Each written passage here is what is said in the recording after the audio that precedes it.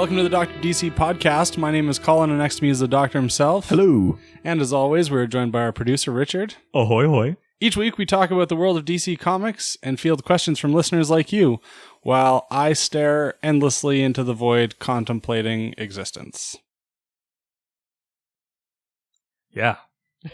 Well, here we go. Did you like that one, Colin? Yeah, that one's my favorite so far. Yeah, just a reminder to listeners, if you want to pitch in a description of like what Colin does on the show for him to read, give us a 5-star review on iTunes and leave it in the comments, and Colin will have to read it. You'll see it next. You'll see a one that's already been left there by Bob Dolathon. Yeah, it actually was Bob Dolathon. Yeah, I should have known that it was that good. Yeah. So this week's theme is mad science. Yeah. So when we get to the questions portion, we're going to be delving into all sorts of mad science stuff. Mad science stuff, like androids and machines. She blinded me with science. She blinded me with science. That's right. Yeah. Okay, so in news, the elongated man stretches onto the Flash. That sounds so bad. Yeah, I mean, you probably could have phrased that differently. Did you guys do this on purpose? Oh, don't look at me. This was all Richard. Oh. But yeah, so what this means is that in season 4 of The Flash, the elongated man is going to show up as a supporting character. Yeah, this is great. The elongated man is a superhero. His name is Ralph Dibny, and he drinks this thing called a Gingold extract, and it gives him the ability to stretch. And that character made his debut in Flash comics, and he and the Flash have a long history as like friends. So a stretched out history. Yeah. An elongated history. Yeah. Who came first, him or Mr. Fantastic? That's kind of probably Mr. Fantastic, I would think. Really depends on how many drinks they've had. Oh no! I just caught up. This is another case of Aquaman's mom coming. God, that was still so good. Yeah, that was really funny.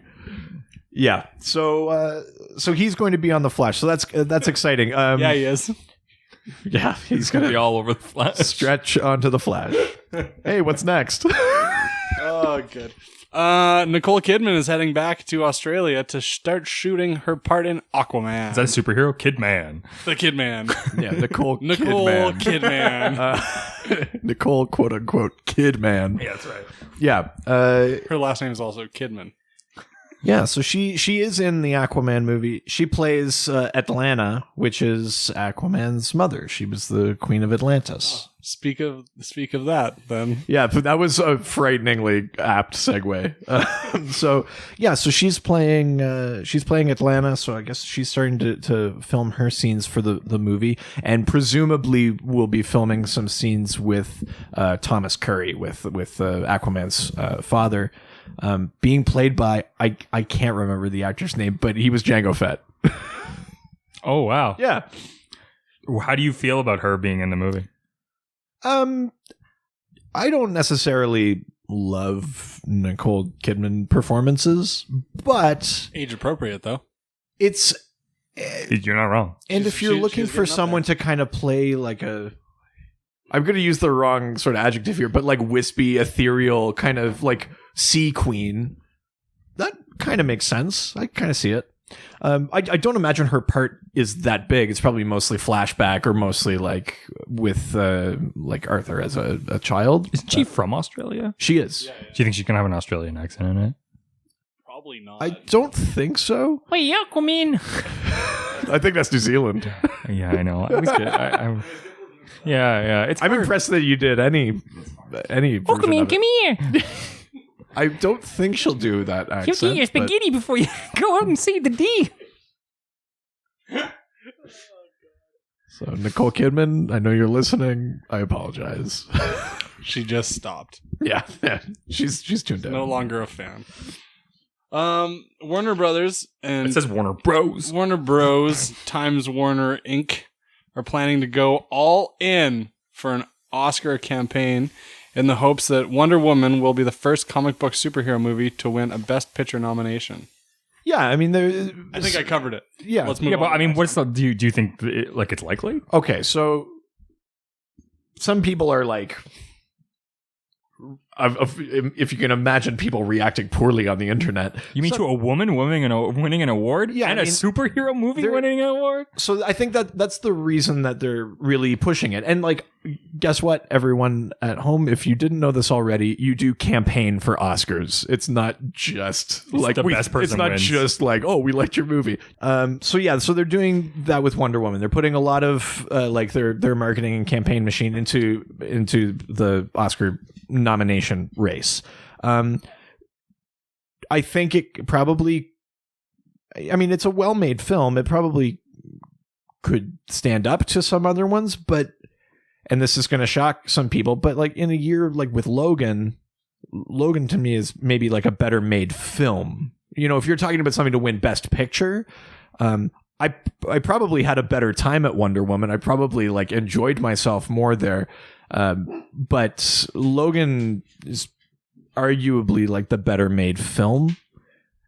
If you're picking a superhero movie, I mean, there's also, keep in mind, like, films get made this like through the year too, so like it's not. You mean other movies have been made aside from superhero movies? Yeah, so sometimes they put out movies where people don't have powers, where their parents aren't horrifically murdered. Oh wow! And sometimes, or you could say often, those films are the ones that win awards.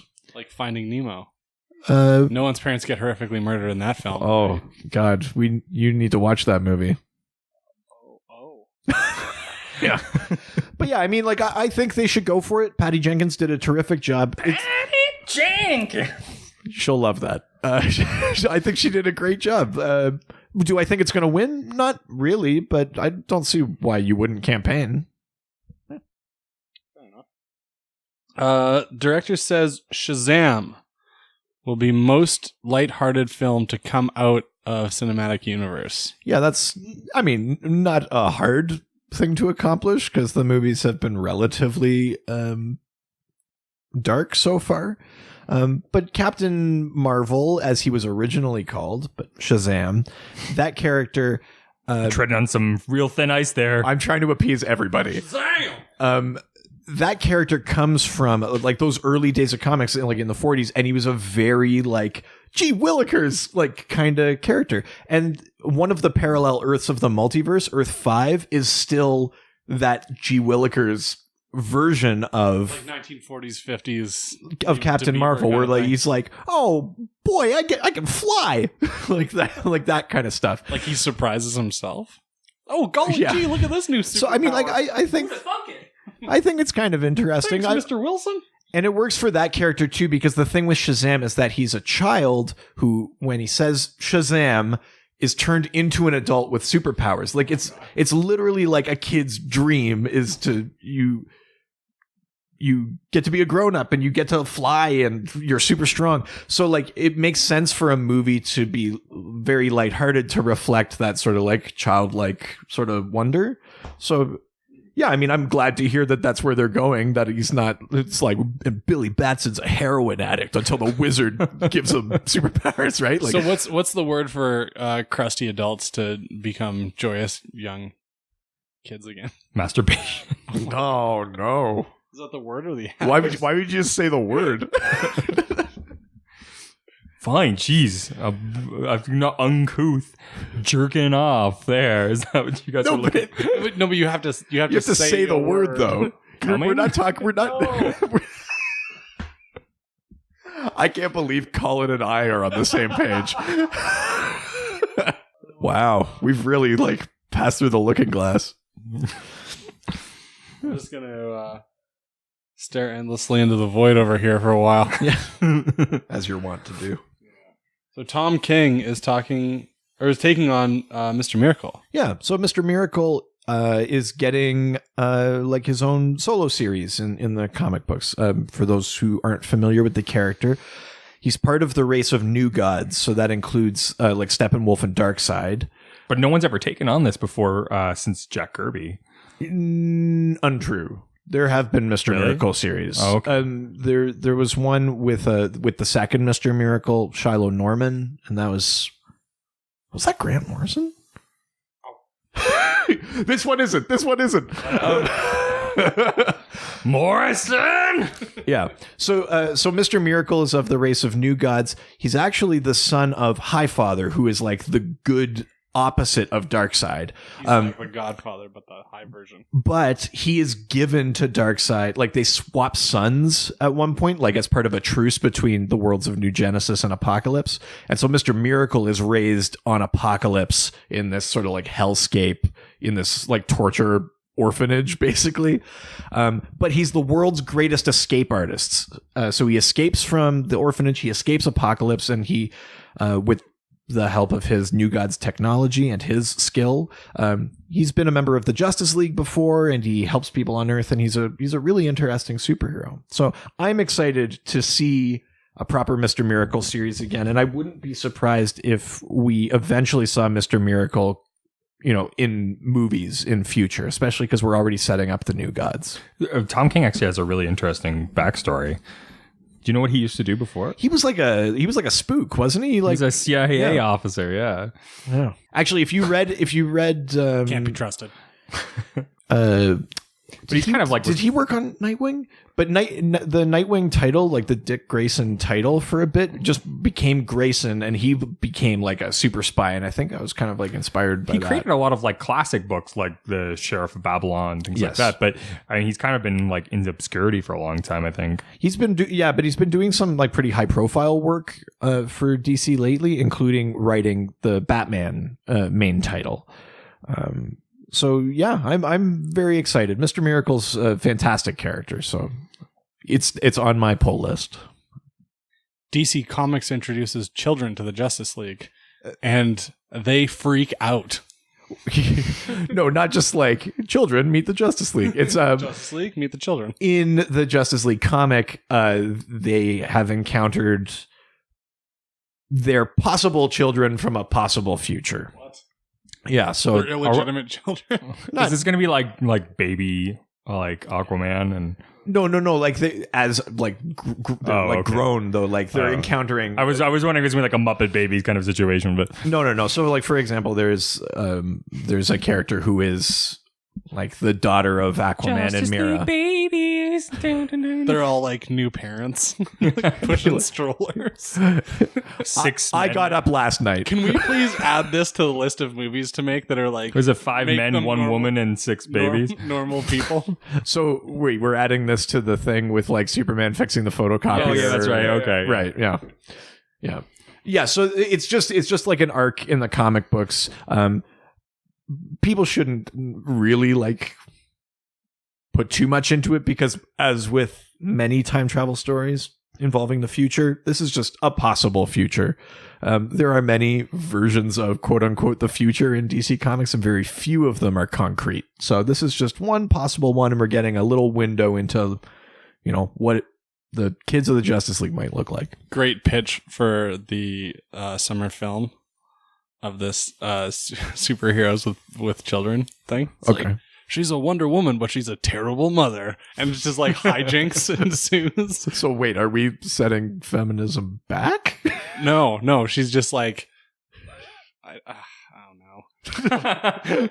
Colin didn't think this far into it. Yeah. Uh-oh. I just thought it'd be funny to see her like in like hijinksy type film situations. I think Wonder Woman like would be the only one that could handle it. Everyone like stroller starts like rolling down the hill, and Green Lantern is just trying to stay Flash awake. saves the kid.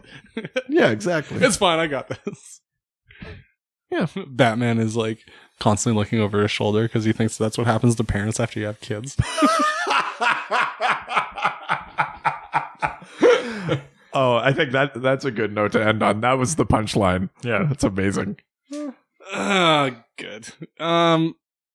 Is it Andrea Romano or Andrea? Yeah, Andrea Romano retires. Yeah. So, and Andrea Romano, I apologize if I'm mispronouncing, but she is retiring. Yes, but who is she? From she the was great. World Hey, do you want to take this one? of DCs. Yeah. She is retiring from the great world of DC. She was the casting director on all of those big cartoons that we grew up on, including the Batman animated series, the Superman animated series, Batman Beyond, Justice League Unlimited, Static Shock, all sorts of movies. She has basically been at the heart of the DC animated universe since it began. Was she responsible for why we have like Mark Hamill as the Joker? Yeah, I mean, like she was the voice director, so yeah, she was influential in those casting decisions. Kevin Conroy's Batman, who is The Batman boy, yeah. He's the voice of Batman.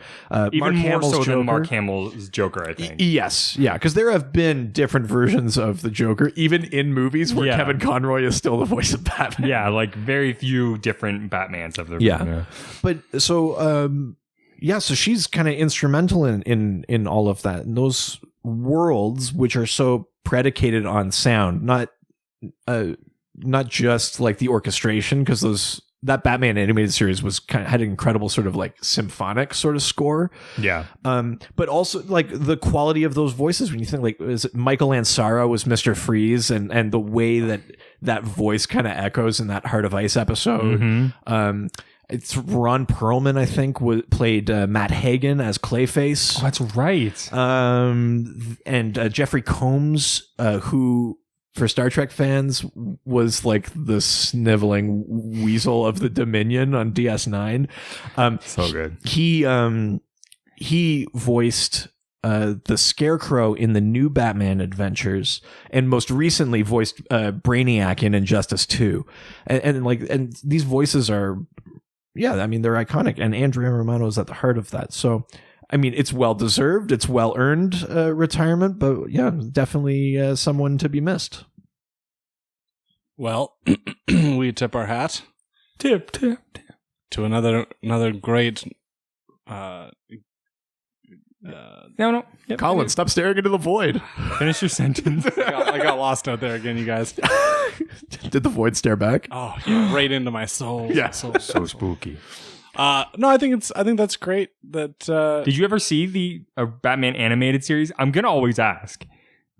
I'm gonna pass this one off to the doctor. Did you? Okay. Did you? no, we know I have. No, I didn't. Yeah. Did you have cable as a child? I think that will. Okay, time out. So we only had CBC until I think I was like in my teens. So you never got YTV. No. Oh, okay. No, we never got. Well, then that's fair. That's okay, but that I'll limit my question. My asking of now. Yeah. Yeah, now we'll head the mocking off. Yeah, at the yeah, pass. yeah, I'm like, exactly. okay. You'll be like, oh, you remember that one time at Anna Green Gables? Like, yeah. Because I mean, like know as a that child, one. like you could not escape the Batman animated series. Yeah. Like, But unless if you you lived ask in the Yukon. if you ask Colin anything about like traders or the Red Green Show or Royal Canadian Air Force or things This like hour was that. 22 minutes. Yeah, this hour's 22 minutes. Colin knows that. Yeah, that's right. The Disney Sunday special. that's right. Those are so good. Do they? I wonder if they still do that. We're No, getting off they topic. definitely don't. We're getting off topic. We're gonna take it over to some questions on Twitter. That's right. Let's do it. From the internet, go to having fun. Internet. I mean, Yeah, sure. Like exactly. better than last time. Yeah. Because you at least had the decency to rhyme it with the same sound. Yeah. Internet and internet. Internet and internet. I'm gonna be a music star Hey. one of these days. Pitbull, watch out. This That's is right. Mr. Countywide. Kodak. Anyways, Chad Bokelman asks, the Manhunters, robots, not the DC Manhunter legacy role, have had a complicated history via lots of retcons. Can you help me make sense of it? Sure. This is from Twitter. That's on Twitter. Yeah. That's what I said. I did. From the Twitter. Oh. Yeah. So, Chad Bokelman from Twitter. is this Chad Bokelman from Twitter? On Twitter. On Twitter. Okay. Yeah, He's I don't not know from Twitter. I don't know where he's from. Right. Yeah. He's from He hangs out. Twitter, Nevada. Great so, name for a city. so the Manhunters, just bringing it back, like we talked about, we're talking about mad science and kind of crazy scientific quote unquote achievements in the world of DC Comics. So the Manhunters are a group of robots that were created by the Guardians of the Universe. Not similar to the Martian Manhunter. Well, there's a connection. Okay. So, the Guardians of the Universe, if that's familiar to some, they are the blue beings that created and administer and oversee the Green Lantern Corps. But before they came up with the Green Lantern Corps, in order to enforce order and protect peace in the universe, they created the Manhunters, which were these robots, just emotionless robots that would go out and catch criminals and enforce justice, basically. Emotionless robots, unlike my ex-girlfriend. Buzzing. Yeah, so now the Manhunters are named Manhunters because the Guardians took inspiration from the Manhunters from Mars, which were the law enforcement officers on Mars. Not dissimilar to the ghosts from Yeah, or the Warlord from Mars, John Carter.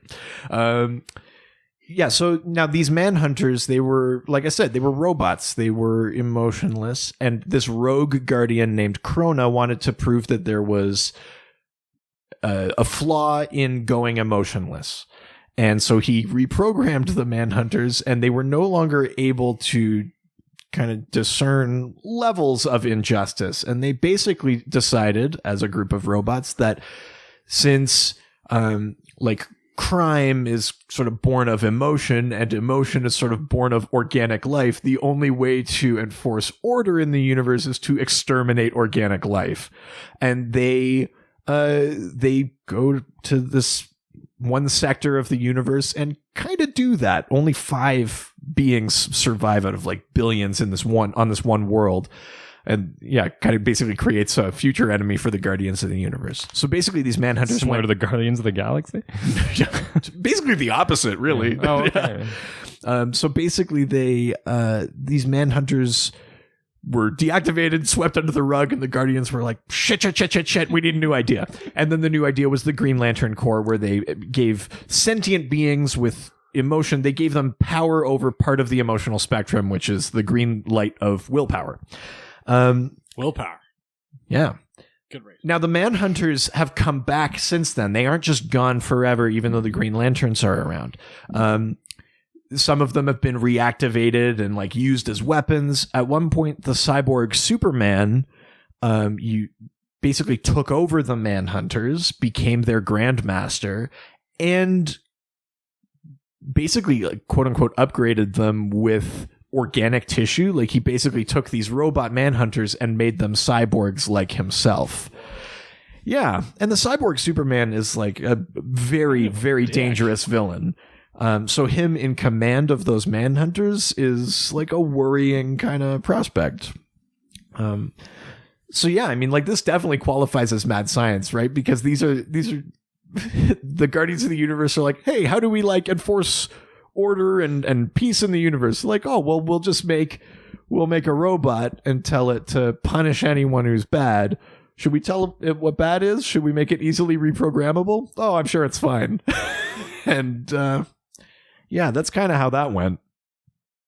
Well, that answers that question. I think. So what you're saying then is that like something with a superpower did the wrong thing, and basically essentially committed, I don't know, like a genocide, for Oh, example? it's not an I don't know. It was a straight up genocide. And for those who have been listening since the beginning, we finally got there naturally, not just because Colin asked about it. We finally got to genocide. Yay! But yeah, so that's effectively what's happened to the Manhunters. They're often used as tools. Sometimes they have a degree of sentience to them, but for the most part, they are weapons. Waving around their sentience degrees like they're some sort of educated fools. Well, they just yelled, "No man escapes the Manhunters." So then they named themselves John Charles. Well, but like I said, they're named after the Manhunters from Mars. Like, the Guardians were like, hey, they have law enforcement on that planet, but ignored the fact that like Martians are like telepathic. They're always like linked to each other. Like, if you can think of a being more emotionally connected, and then they were like, our emotionless robots will do just fine. It'll be the same thing. Yeah. So. All right. Well, Paul Schultz. There's no T in there. LZ. Paul Schultz asks, I was watching Lego Justice League Awesome. I like that they're doing Lego stuff with DC So good. stuff. I saw the Batman, the Lego Batman one the other night. This one is just like a straight up like kids movie. It's like a directed so not as DVD, good. and they're Yeah. so much fun. Not as good, I don't think. So but- he asks, I was watching Lego Justice League Comic Clash with my grandson, and Brainiac sends our heroes to different points in time. Are there other instances where a time weapon is used? we had a grandpa reach out to us? Yeah, Way to go, Grandpa Hey. Paul. Schultze. comics span generations. I'm Schultze. impressed that a grandpa like used Twitter and reached out to us. That's right. Yeah, it's not just a tweet that's a Google search, like a failed Google search. What's a Twitter? Yeah, like put a new hole in my belt. So Sorry, Paul. yeah, so We should do a grandfather episode where we only take questions from grandparents. and about grandparents. Yeah, sure. Oh, I thought you just meant like we'll take rules from other podcasts and then grandfather them in. yeah, we could do that too. Yeah, so Same episode. we're talking Very about confusing. time travel. There are lots of characters who manipulate time or travel through time. And there are some artifacts that can affect time travel, like the cosmic treadmill, which we've talked about. That sounds awful. The cosmic treadmill allows the Flash to travel into the future with accuracy. He can technically move fast enough to push himself into the future, but he can't necessarily tell when. Much But the easier to use than the time slowing printer. Yes, that's right. Superman fixed it though. Yeah. It's totally okay. It's fixed now. I used it yesterday. So there's that. There's the time sphere, which Changed is the toner used. in it too, which was really nice. Sharpened up all the blacks and the That's right. magentas. Damn, you seem like it. Wow, that time slowing copier really has slowed time. Right. Down. No.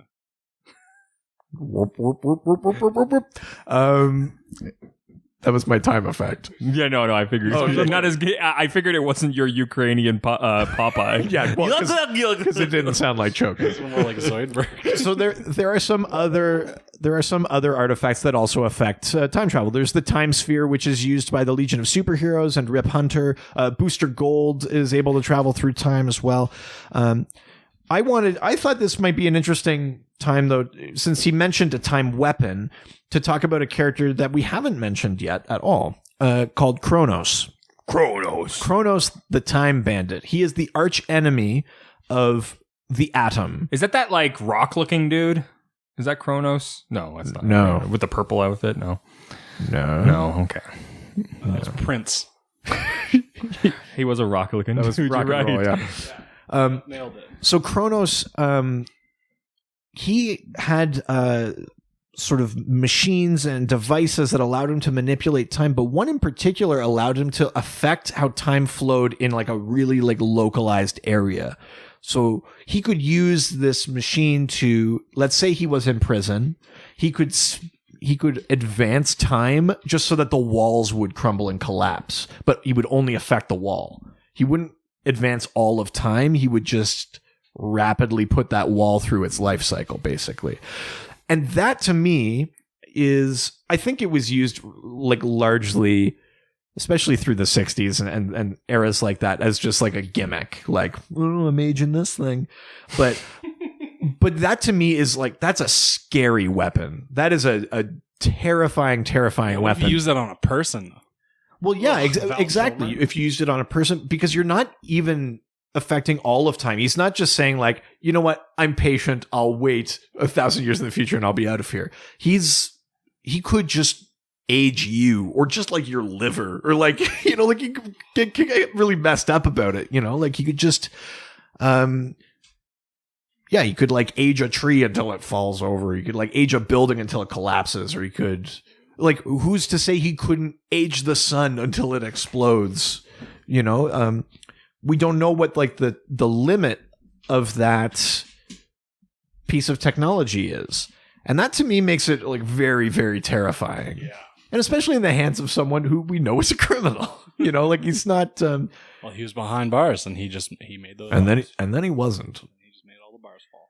Yeah, so I mean, he's maybe not the biggest threat to time, but I think that that particular piece of technology that Chronos has is probably the scariest quote-unquote time weapon that I can think of. Fair enough. Yeah. At least we got a question from a grandpa. Well, like I said, this spans generations. And like, let's be honest, a lot of the biggest characters, the ones we talk about a lot, like Wonder Woman and Batman and Superman, like they're all on their way to 80. You know, like We love you, Grandpa Schultz. You're the best. Grandpappy Schultz. So we're gonna head over to Facebook. Sure. With the face and the book and the Facebook. Are you Bill Cosby now? All of a sudden? Let's hope not. Oh nope, still just Richard. Are you No. finished? No. No. No. No. No.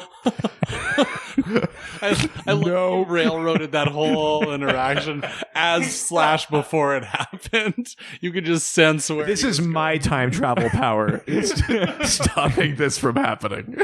Calling you thirsty. Nope. Nope. Nope. I have my own drink that I've been keeping my eye on. Oh, Marcus Andrews. Dr. DC, Sir. Oh, yeah, a little Sir action in there. My favorite mad scientist related story in recent memory was Mr. Bloom's reign of bioterror in Super Heavy.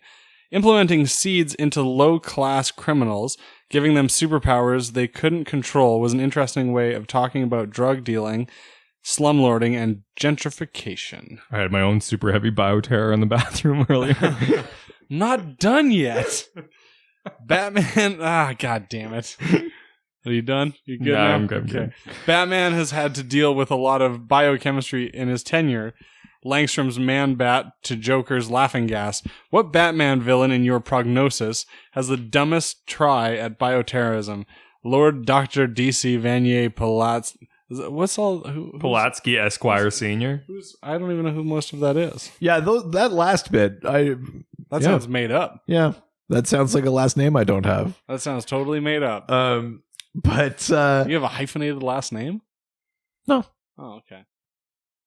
Esquire. I'm hiding the fact that I'm really Dr. DC Marvel. Oh! No. DC forever. Yeah, so there's a couple of things in this question. So the real question is what Batman villain had the dumbest attempt at bioterrorism? But let's just take a second. It was Poop Man. Yeah, we're gonna BuzzFeed this from dopest to dumbest. That's really funny. That's good. Maybe in future we'll BuzzFeed it when we have funding. So he mentions Mr. Bloom first, and Mr. Bloom is a relatively new villain. Mr. Bloom. Bloom Bloom. Mr. Mime. Yeah. Mr. Bloom showed up in the New 52 after Bruce Wayne and Batman were presumed dead. Both died. Yeah, and coincidentally. Yeah. Like what timing for were they Gotham? on the same train? What happened? They're not the same person though. They both got the influenza? Yeah, Spanish influenza came through. No. But so during this time, Jim Gordon became like a Gotham City Police Department sanctioned Batman. He wore this big sort of robot Batman suit, and he was Batman for a bit. And Mr. Bloom is this villain who was giving these little like techno seeds, like Marcus said, to like low level criminals, and it would give them superpowers, but like things they couldn't control, things that might kill them. And they were all kind of different. Some would amplify someone's like bioelectric field and things like that. They were all different. But yeah, the idea was that the story was kind of about like drug dealing. And Mr. Bloom was sort of seen as like a weed in the cracks of Gotham. He was sort of going after all these sort of forgotten people. And he was sort of a metaphor that like anyone in that kind of forgotten sort of part of society or city could be pushed to that, could become that. And that was a pretty like big scale dastardly plot. As were things like when Joker like Jokerized Gotham with his gas. But there are examples of characters who try sort of bioterrorism in Gotham, and it's like not that bad or not that like maybe dangerous. The one that I can think of offhand is the Floronic Man. Have you ever heard of the Floronic Man? No, naturally, no. I haven't. No, of course, yeah. So his name is Jason. I'm not a doctor. Right. This guy is Dr. Jason Woodrue, aka the Floronic Man, is basically like he's a plant man. Like he's made of plant material, but he had this plan at one point where he was kind of partnering / manipulating and using poison ivy, and his plan was to use his own powers to flood Gotham with weed, basically. Like marijuana? Yeah. Oh, okay. Like he was essentially like using himself to grow weed and then put it out on the streets of Gotham. He was just growing drugs? This is the most technical version of bioterrorism, that it's biological and it's technically illegal. Yeah, he was basically just like flooding the streets of Gotham with weed he grew from himself. Yeah. So that's and that to me is the dumbest. Yeah. Yeah, that's got to be the least dangerous. That was the dumbest act of like bioterrorism by a Batman villain. So I mean, this is what would be the dopest. What's the dopest? I brought you by Monster Energy drink. Both. This, I think, technically also qualifies as the dopest since it's all about weed. Oh, Yeah. That's why his name was the dopest. No, it's Floronic Man. Right, same thing. It was pronounced dopest. You should have gone by Dr. the Dopest.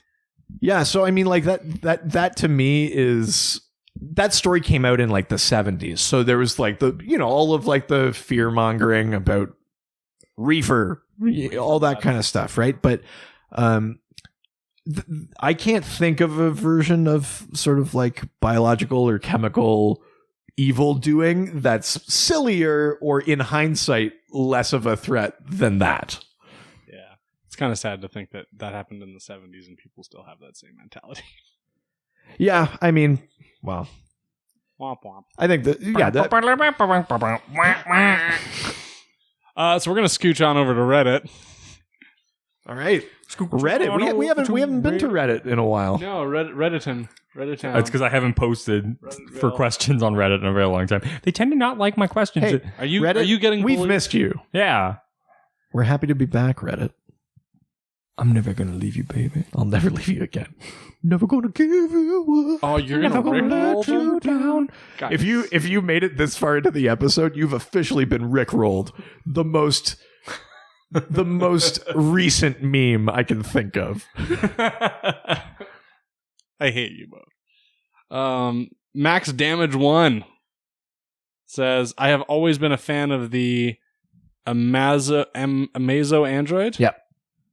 At one point, he was facing most of the Justice League, which had most of the DCU's heroes in it, and was only defeated when Superman disbanded the League, causing him to meet his directive and power down. The question is, could Amazo be defeated by either overloading his memory with too many heroes or by having two heroes attack him who have opposing weaknesses that would cause him to malfunction when he attempts to beat both of them? Right. Yeah. So there's a fair bit to unpack in this one too. Have you ever heard of Amazo, Colin? Oh yeah, totally. Yeah, of course. Naturally. I actually thought this was a spelling mistake, and I thought it was Amazon Android. Oh yeah. Oh, that'd been kind Yeah, no, it actually is Amazo. Amazo. So the Amazo android is A magic Android. no, it's actually amazing one, dude. he's actually Duh. not magic. This is pure science. He's created Science. science in quotes because it's comic books. But yes, Question mark. Where the question mark? Science? science. He's created by Professor Anthony Ivo using what he describes as like absorption cells. Basically, what this android is able to do is absorb and replicate the superpowers of any superhuman. Now, it's not just biological powers. Like he can take Superman's powers, or he can replicate like heat vision and strength and things like that. He can replicate the Flash's connection to the Speed Force. He can replicate a Green Lantern's physical ring as well as the green light of willpower. He can replicate the lasso of truth. These absorption cells allow him to take any kind of power and absorb it and use it against people. Now, there have been a few different versions of Amazo over the history of comics, and they get retconned, and different things are true at different times. So sometimes it's that he absorbs powers and then he can only hold on to them for a little bit. So, like, if he fought Superman on Monday, by Friday he wouldn't have heat vision. Like that kind of idea. Heat vision or Jack. Yeah. Now, there's other versions where he can only use each power like one at a time. Kind of like Ultraman from the Legion of Superheroes. He would have to like rotate through things quickly. Like he could use super speed, but then he couldn't use heat vision. Or he could use, phasing through material, but then he couldn't use like Green Lantern ring. But in general, the idea is that people coming up against Amazo don't necessarily know which powers he has, because he may have absorbed them recently, he may still have them, he may never have had them. So now to get at the actual question, could Amazo be defeated by overloading his memory? I think it's been pretty conclusively proven that you can't. Amazo is almost unstoppable in terms of the amount of powers that he can sort of absorb and replicate. But the second half of this question, like having two heroes attack him with opposing weaknesses, blah, blah, blah. Amazo not only absorbs your powers, he absorbs your weaknesses. So if he has Superman's powers, then he can also be affected by kryptonite. And there are multiple versions of Amazo where this is true. Also my really low self-esteem. Yeah, if he absorbed Richard's... My crippling low self-esteem. If he absorbed Richard's great hair powers, he would also get the cripplingly low self-esteem. And abandonment issues. So that is... Daddy, why you go? I do love that you posted a selfie, a little mirror selfie of your hair. Dude, that hair looked great. It did look really good. I'll give you that. As a guy who has really great hair, I'll give you one. Right? Yeah, it's good hair. We appreciate each other, Good hair Sam. that day. Oh, I used to have great hair. I appreciate your... Lack of. Makes us look... You got a great beard. Yeah, I've got a... Got good eyebrows. Dense forest up there. Yeah. I know you were trying to cheer me up, but I don't think you are. You're a regular Eugene Levy. Yeah. Oh, no. Oh, no. Is that a beard on your eyes, or you just... Or is that just two mustaches? Is that a beard on your eyes? Right. So, Amazo. Yeah, so we know that he absorbs weaknesses as well. Now, the other thing, too, is that at the end of the day, no matter how many powers Amazo can absorb, he is still an android. He's still a robot. He can be, like, physically destroyed. But I'm going to reference a TV show, maybe for one of the first times, as, like, a proof for something. So in an episode of Young Justice... the Young Justice team go up against Amazo, and he's absorbed the powers of the Justice League, and then these are like the sidekicks fighting him. And they do eventually defeat him, and they do it by sort of tricking him into using one power and then taking advantage of it. So while he's phasing and letting an arrow pass through him, so he's using the Martian Manhunter's powers, Superboy kind of jumps in and just puts his hand where the head should be, and when Amazo unphases, he's got like an arm and a hand through his head, and then they blow up his head. That's pretty Amazo. It is so Amazo. It's Amazo balls. This episode brought to you by Amazo balls. Step into the Amazo. Yep. So there are multiple ways that you can defeat Amazo, and yeah, max damage 1, you've kind of touched on them. There are specific examples of all of those things happening, except for overloading his memory. That, as far as I can tell, hasn't happened. And there's a thing too where like Amazo in the comics sometimes gains like a degree of sentience. So he's never really kind of aimed at world domination or anything like that, but he is always dangerous because he has all these powers. But I think he has also been reasoned with before. So you can potentially, if you imagine that he's absorbing like the skills of people, if he absorbs the skill of someone who's like super logical, you could make the argument that you can reason with him as well. Yeah, so there's a number of ways to defeat Amazo. Okay. We're gonna jump back to Facebook. Oh. Whew. Whoa. All the way back to I think I got whiplash. I know, I did. Yeah, I see your hair blowing in the wind. And good one. What do you got to say to that? Dust in the wind. Nah, even all we have is just in the wind. It's just in the wind? Just in the wind. Just in the oh wind. my god, that sounds like a superhero. Yeah, there we go. DC execs. Better than fucking The Street. No, we're going to do a Danny the Street episode at one point. I'm going to convert you guys. I got it. I'll put money on it. Yeah, I'll be a Scientologist that day too. Josh Gill says, while Red Tornado was originally built to be a villain and eventually came around to being a hero, has there ever been a stretch where Amazo was reprogrammed to be a hero? If not, why do you think the Justice League never tried to reprogram him? Right. You know what? Colin, you actually have seen Red Tornado before. What? Do you remember when we watched the trailer for Freedom Fighters The Ray?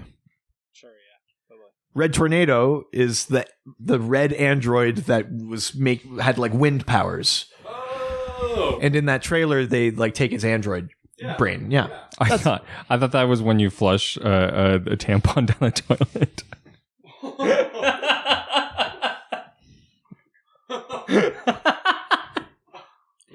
I know. I know this is an audio medium, but just so everyone knows, I've been shaking my head this whole time rolling his eyes and rolling my eyes. You can barely see it. Thick eyebrows. But also pumping his fist and like smiling at me. There's a lot of confusing emotions. I don't know how to feel. Yeah. The foam number one finger really is. Yeah, so Red Tornado is an android that was originally created by Tio Moro to infiltrate and take down the Justice League. And there are lots of great adaptations of this story, including Young Justice. So watch that show. So hold on, is it Tio Moro or Tomorrow? Well, that's the joke. His name is like Thomas something Moro. Tomorrow. So he's Tomorrow, yeah. Tomato. There's always tomorrow. But yeah, Red Tornado was eventually... he did come around and become a hero. He beat his programming. He's been reprogrammed before. That's like a thread in Red Tornado kind of stories about like whether or not some of that like bad programming is hidden in there. It can be activated. So the question is, why hasn't the Justice League done that with Amazo? Amazo is an android. Just reprogram him and he'll have all of the Justice League's powers. Just send him out and the Justice League can like go fishing. Which is super easy when they've got Aquaman. It's just like jump in the boat. Also note, that'd be a great movie. Just Aquaman fishing? Yes. All right. Here, fishy. But then he feels really bad. Yeah. Sorry, guys. Go back in the water. It was like shooting hypnotized fish in a boat. From a boat. So, yeah, why haven't they reprogrammed him? I think the answer to that ties to something that I mentioned just answering the last question, which is that Amazo does demonstrate some degree of sentience on occasion. I think if you're the Justice League and, you know, you're enforcing your strict moral code and you come up against a sentient creature and you have the opportunity to basically destroy what that thing is and make a new version of it, you don't do that. I think there's an element of that that's probably like ethically wrong. I mean, Justice Leaguers have done that stuff in the past. That's what the whole thing in Identity Crisis was that Zatanna was mind wiping heroes and villains and altering their like personalities. Like that stuff has been touched upon, but that story resolutely says that act is wrong. So you could maybe make the argument that that's possibly why they don't do that with Amazo, but also ultimately, Amazo is just too dangerous. This is like an android that can absorb the powers of all of like the heavy hitters on Earth. If you can reprogram him, someone else can reprogram him back. So if you destroy or dismantle Amazo, keep him that way. I don't think you could reasonably say like, but our reprogramming is foolproof. Especially when some of the greatest minds on the planet are villains, like Lex Luthor. or the Calculator, or Dr. Savannah, or Classic Calculator. Dun dun dun. Oh my god, he just turned upside down. It says boobs. Hello.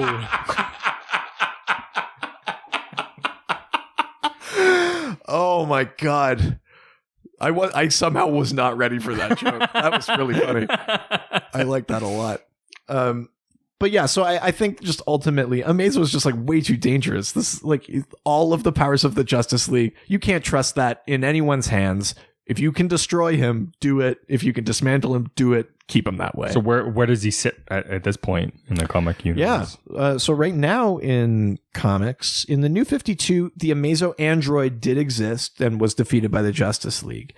And then later on, Lex Luthor had developed this thing called the Amazo Virus, which would basically like infect people. And the patient zero of that, his name is Armen Ikarus, is now the new Amazo. That patient zero has the ability to absorb powers and use them. But he's a person that this sort of technological virus has now inhabited. So he can change his own shape. He can like grow wings and fly. Of course he can. Right to the sun. Icarus. Oh yeah, I see what you've done there. Yeah. Yeah. So that's where Amazo stands right now. The android is currently destroyed, but Armen Ikarus is in custody, but who knows for how long, because he's a super dangerous character. Yeah, super villains being in custody generally doesn't last that long. Now, I will say this for the Icarus virus, it has a weakness to like extreme cold because it's viral.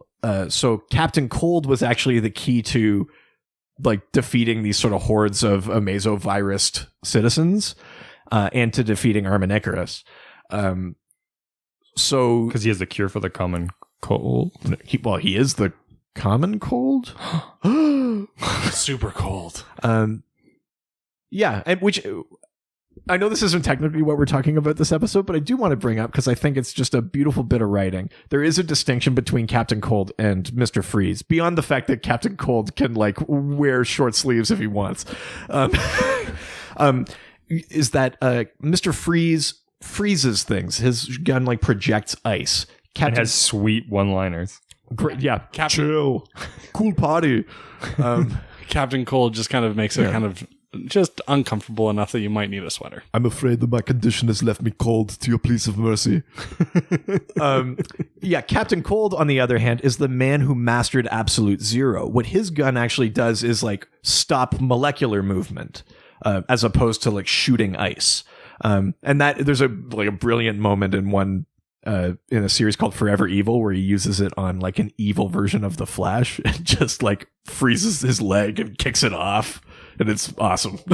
Wow. That's really mean. But yeah, so Captain Cold, as the man who mastered absolute zero, was the key to defeating the New 52 Amazo Virus because he's the man that mastered cold. It's not just about like, oh, I don't like ice. It's that molecular, when you're stopping molecular movement, you're by definition stopping a virus. So, yeah. All right. Well, while we're on Facebook, this actually just came in. I have additional questions since it looks like we're pretty good for time. Under the wire. I know. Oh, it's actually, you know what? It's actually a twofer. Paul's getting, oh no, this is a different Paul. This is a Paul. So we're getting two for Pauls? Yeah, two for Pauls. All right, sweet. Let's do it. This is Paul Vanier. We've definitely had Mr. Vanier on before. Vanier. Yeah. Yeah, I think he asked us a Mon-El question before. Was it him that asked the Mon-El I think it was question? from like way Grandpa too. Way. I don't think he is. Not that we know of. He is to me. Brainiac has Brainiac has been retconned many times to be a humanoid, then a computer, then a humanoid consciousness. They all center around computer tyrants of Kolu. Kolu, okay. Who are the computer tyrants, and what did they want to achieve with creating Brainiac? That's the question. Yeah. So what do they want to create? Right. So what do they want to achieve? have you heard of Brainiac before? I keep throwing over to you because I always like testing the water. I want to see like where there's some sort of like awareness. Don't act ridiculous, because like if he was just like, if you heard of Batman, you'd be like, yeah. Well, so no, I haven't heard of Brainiac. Okay. I've Brainiac. been called one before. No, I haven't. Not on this podcast. No, I haven't. not that I'm aware Not of. on this planet. If anything, we go too far the other way. No, I just mean with what we call you. Oh. I was totally. admitting some guilt there. That was a touching moment. Oh yeah. The more you know. So Brainiac is a classic Superman villain, and his big thing is that he has this sort of endless intelligence, a quote unquote 12th level intellect, and he captures like worlds and cities and people and like digitizes them and then destroys the originals. Basically, he's in the pursuit of knowledge, and the only way he can capture all knowledge is by taking it in one moment and then stopping it like from existing so that it can't develop anything else. So what? So that only he has that knowledge. So that only he has any knowledge. That's his sort of ultimate goal. So He's like the librarian that starts fires. I mean, that's actually like a pretty appropriate metaphor. That's apt. It's the librarian who reads every book and then burns every book so that if anyone wants to learn anything, they have to come to them. What was that? There was a book called Fahrenheit 451? 451. Yeah. Yeah. Wow. Look at Yeah. Wow. Colin's referencing books now. I don't know what's happening. I read that in 5th grade. Really? The last time he read a book. Oh my God. They give you Fahrenheit 451 in 5th grade? Well, they didn't give it to me. I just went and found it. I was like, oh, I'm cool. very impressed. It's got a fire truck on it. Let's do this thing. I read that book because it was like on a list of like books you should read, and I was like, oh, fine. But like you actually went out and sought it out. I'm very impressed. So at any rate, yeah, that's Brainiac's thing. Now he is an alien. Brainiac comes from the planet Colu, Coolu, and Call you later. Call you later. As Paul mentioned, there have been some different versions of his origin. Sometimes he's a Coluan. He is like an organic life form. Yep.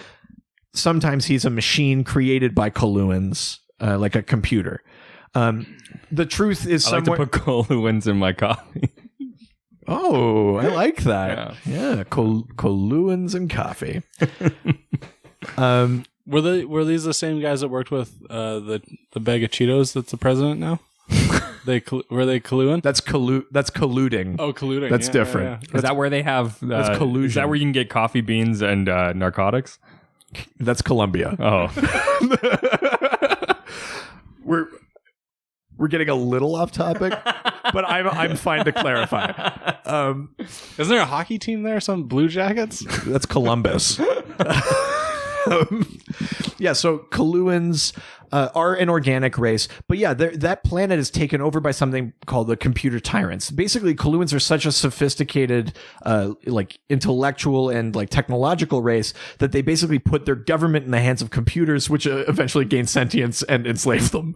The original Brainiac is basically like a blend between those two things. He's a Coluan who's sort of enhanced and becomes part of a computer, and I'm a computer. and a clone of What you himself. downloading? A clone of himself, which you could refer to as Brainiac 2, actually leads an uprising on Colu that overthrows the computer tyrants. You wouldn't download a car, would you? But the real question in there that Paul asked is, what were the computer tyrants possibly trying to achieve by creating Brainiac? And there's two answers. One, in the version where they deliberately create Brainiac, is that they send him out into the universe basically on that mission to like collect knowledge and that sort of thing.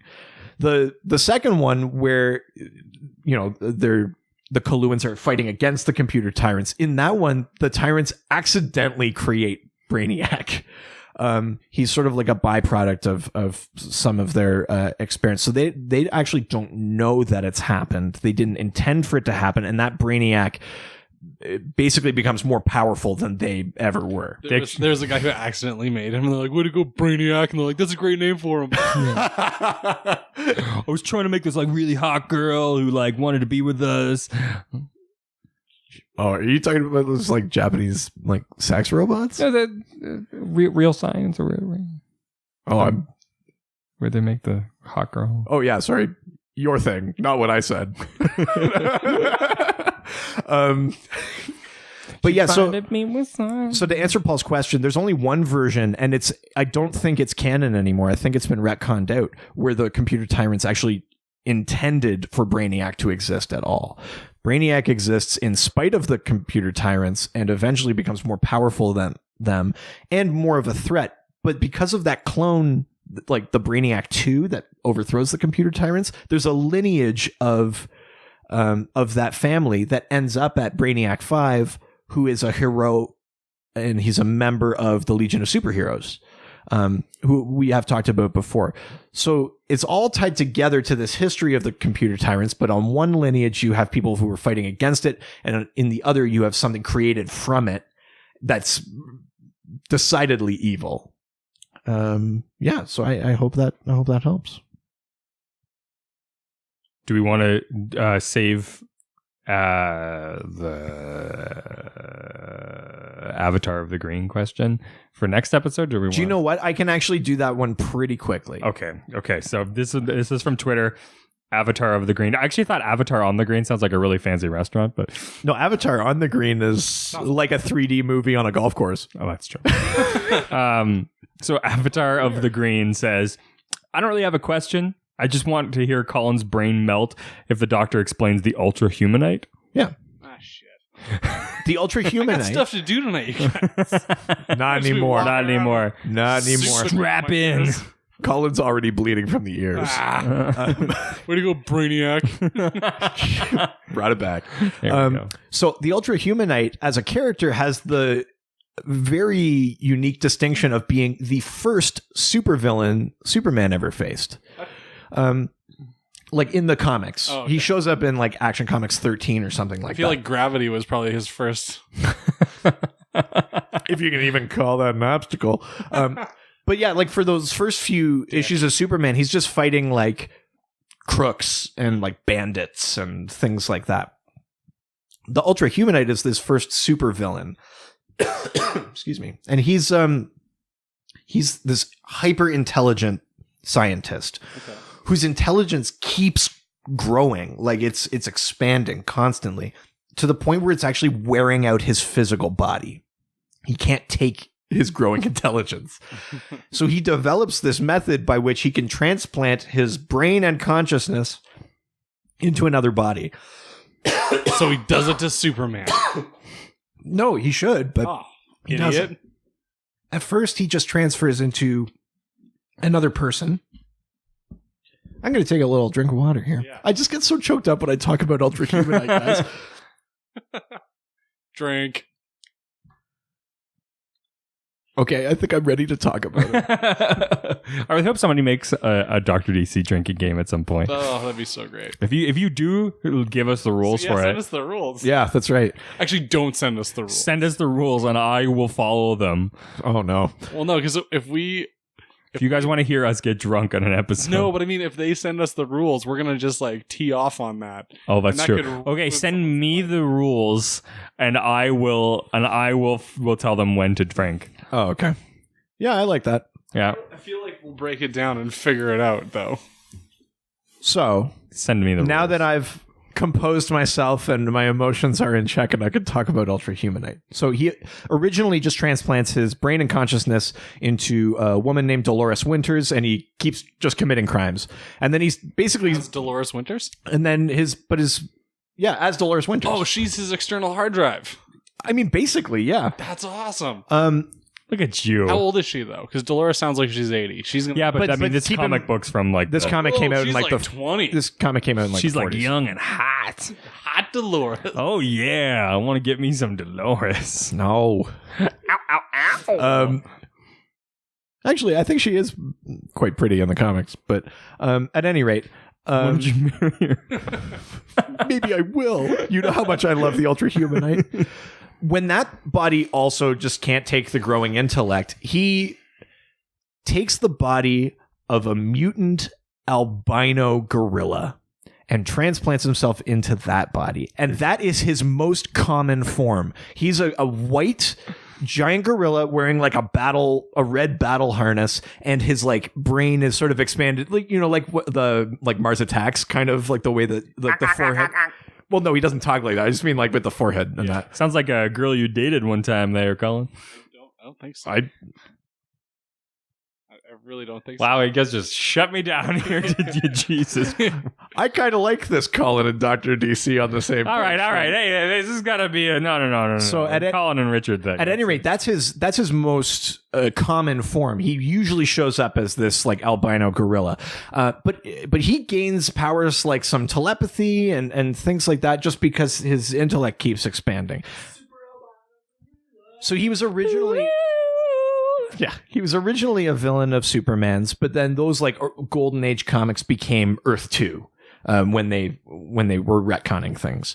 And then when Crisis on Infinite Earths happened and they smushed all of the timelines together, the Ultra Humanite was primarily a villain of what was called the All-Star Squadron, which was like the wartime Golden Age heroes. So like Jay Garrick as the Flash, Alan Scott as Green Lantern, Our Man, Dr. Midnight, all of those kind of characters. Our Man? Yeah, my man. Like O-U? No, H-O. Oh.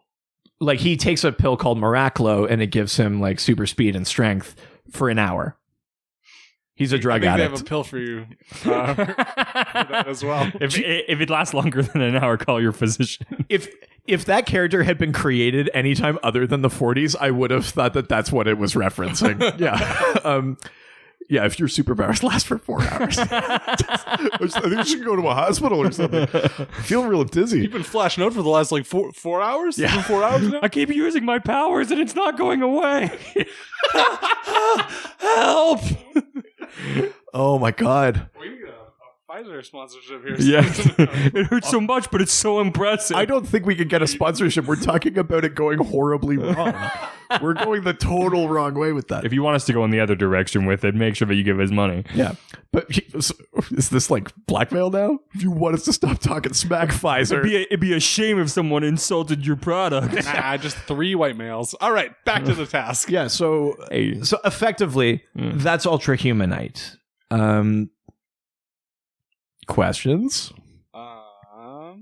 Do you want to see a picture of him? I'm going to pull one up quickly here. I feel like that gorilla thing I've seen before. I feel like You probably have. Ultra Humanite has shown up on that Justice League cartoon in a few episodes. Oh, okay, maybe that's where it was. Then. Why would you pick such not an obvious thing to hide in, but like if you were to pick a gorilla, why don't you just pick like any old gorilla? Why's it got to be a like? You know, it seems kind of. I don't know. Maybe he just wanted to stand out. I will say that. Why would he want to stand out though if he's hiding? Oh, I will say that he's kind of derided by other gorilla. Like Gorilla Grodd sees him as like lesser. Oh, really? But I thought because he's not really a gorilla. He's a guy who stole a gorilla's body, basically. This is the Ultra Humanite. Oh, okay. He kind of looks like one of those bad guys in the Teenage Mutant Ninja Turtles cartoons back in The battle harness makes him look a little bit like the guy that houses Krang. Yeah, a bit. That's true. That's true.